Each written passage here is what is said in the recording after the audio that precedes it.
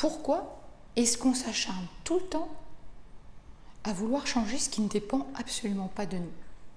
J'avais cette réflexion l'autre jour en me levant, et j'en ai d'ailleurs fait un post, mais j'avais envie de revenir à nouveau sur cette question. Mais c'est dingue, mais on ne peut pas s'empêcher de vouloir changer des trucs qui ne dépendent absolument pas de nous, comme de vouloir changer les mauvaises habitudes de notre conjoint, enfin qu'on juge nous de mauvaises habitudes, ou qu'on aimerait que nos parents soient différents, réagissent d'une autre manière.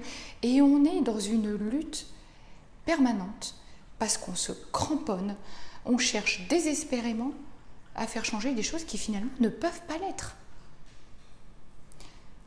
Au lieu de tout simplement s'évertuer peut-être par changer ce qui peut l'être, en l'occurrence, vous, moi, nous. Ça, vous pouvez le changer. Mais en aucun cas, vous ne pourrez changer le comportement de quelqu'un qui ne vous plaît pas si d'abord, vous-même, vous ne vous remettez pas en question.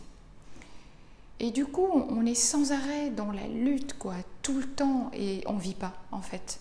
On passe à côté de notre vie, parce qu'on est bouffé par des pensées parasites, on agit comme un automate, on répète sans arrêt les mêmes comportements, et en plus, on s'attend à un résultat différent.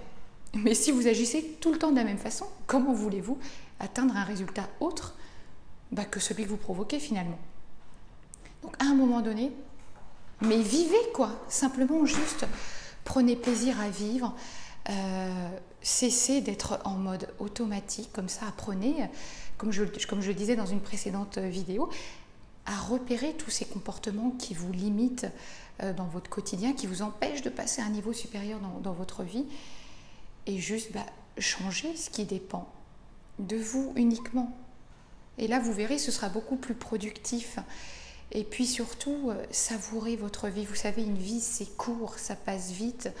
Et on passe plus de temps finalement à subir que de véritablement vivre.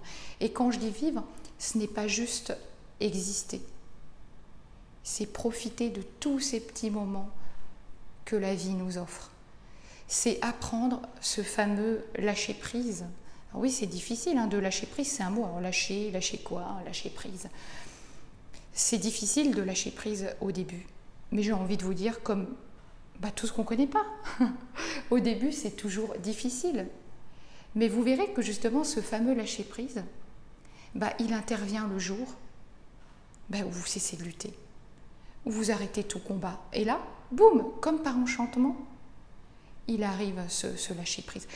Au moment où vous êtes plus présent dans votre vie, où vous prenez le temps d'être juste connecté avec vous-même et avec les autres. Il y a un truc qui est vraiment sympa, c'est la pleine présence ou la pleine conscience. Il y a différents courants pour le nommer, mais faites tout simplement la pleine présence, c'est juste prendre des moments où on va essayer d'apprécier tout ce qui se passe autour de nous, que ce soit notre respiration, notre environnement autour, être focalisé sur tous les bruits qui vont se dérouler autour de nous. Alors, un bon exercice, j'en parlais dans mon post, mais je voudrais en reparler avec vous là maintenant, c'est aller vous promener dans la nature. C'est souvent le bon moyen aussi pour lâcher prise, parce que je pense que si vous le faites en pleine ville avec les pots d'échappement et les klaxons des voitures, ce ne sera pas forcément le meilleur moment. Alors si, vous serez super connecté, mais pas forcément à des choses très positives. Donc allez marcher en pleine nature si vous le pouvez, en forêt, en bord de mer si vous n'êtes pas très loin de la mer, et faites-le vraiment, comme je vous le disais, avec une personne vraiment de toute confiance, et faites-le les yeux bandés. Et laissez-vous guider par cette personne. Parce que l'avantage de faire ça, c'est que vous vous abandonnez complètement à l'autre. Et du coup, vous êtes vraiment dans l'instant présent. Et vous allez vraiment pouvoir profiter de chaque instant, être relié à tous vos sens, à tout ce qui se passe autour de vous. Votre respiration. Vous allez activer aussi votre oreille, vous allez être focalisé dans les sons, et c'est fou parce que même si vous avez les yeux bandés, vous allez percevoir des choses. Vous allez être attentif à tout ce qui se passe autour de vous et vous allez vraiment connecter à l'instant présent. Et ça permet aussi véritablement d'activer le lâcher-prise et de l'apprendre.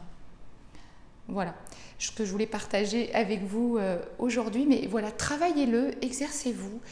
La pleine présence, c'est vraiment un très très bon moyen de passer à une autre dimension dans sa vie, d'être plus connecté à sa vie, tout simplement d'être plus présent à soi et aux autres. Je vous dis à très bientôt pour une prochaine vidéo.